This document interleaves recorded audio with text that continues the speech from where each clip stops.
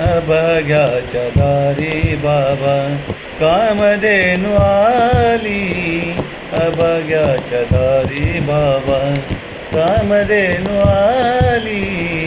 अभाग्याच्या दारी बाबा अभाग्याच्या दारी बाबा कामधेनू आली. अभाग्याच्या दारी बाबा कामधेनू आली.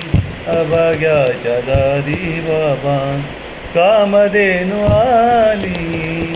अभाग्याच्या दारी बाबा वडाळ म्हणून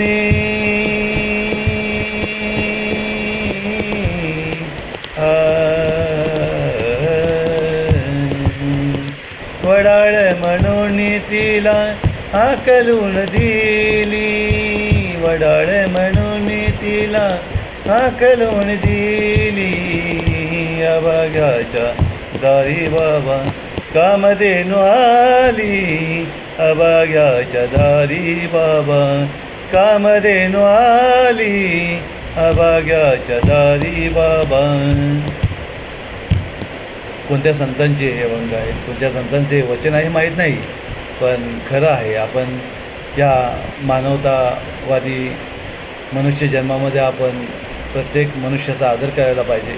नशिबाने आपल्या घरी आलेली माणसं आहेत त्यांचं उठाबस करायला पाहिजे.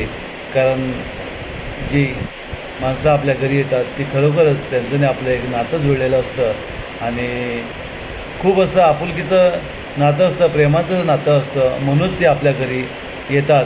त्यांची उठाबस करायला पाहिजे, आदराने आदरातिथ्य करायला पाहिजे. अशा या आपुलकीच्या प्रेमाच्या माणसांमुळेच आपलं नातं जपून राहतं. आपण माणूस म्हणून जन्माला आलो तर माणसासारखं वागायला पाहिजे. या माझ्या मित्रांनो, सुरंगी व्लॉगमार्फत तुमचं सर्वांचं मनपूर्वक आभार मानतो. आणि काही चुकत असेल तर सांगत जा. कारण हा व्लॉग आहे, सुरंगी व्लॉग आहे, तो सामाजिक कार्यासाठी, साहित्यिक कार्यासाठी आणि संतांची वचने यासाठी वाहिलेला असतो.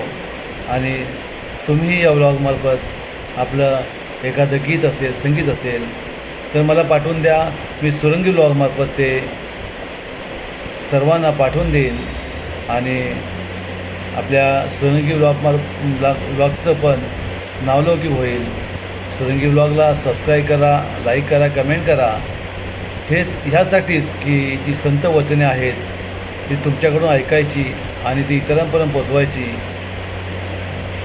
माझ्यामध्ये एवढी कुवत नाही आहे की संतांची वचने मी सादर करून तुमच्यापर्यंत पाठवायची. जसं तोडकं मोडकं येतं तसं मी गाण्याचा